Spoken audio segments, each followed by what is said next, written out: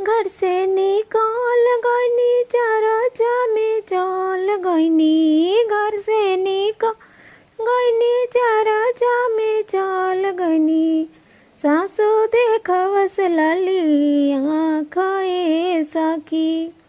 सासू देखवस लाली आँखें सखी।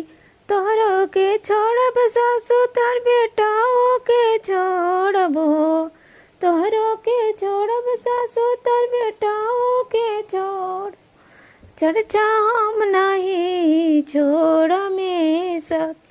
चर्चा हम नहीं छोड़बे सखी। घर से निकाल गईनी चरचा में चल गई। घर से निकाल गईनी चरचा में चल गईनी। वो तीन दिखावस लाली आँखें सखी। ननद दिखावस लाली आँखें सखी।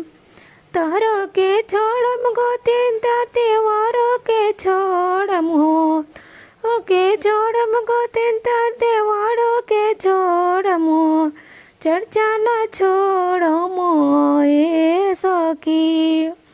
तोहरा के छोड़म नाना तार भाइयों के छोड़मो। तोहरा के छोड़म नाना तार भाइयों के छोड़म। चर्चा न हम छोड़म ए सखी। चर्चा न छोड़म ए। पहले में दाया मांगम दोसार में चर्चा हो। पहला में दाया मांगम दोसारे से चर्चा।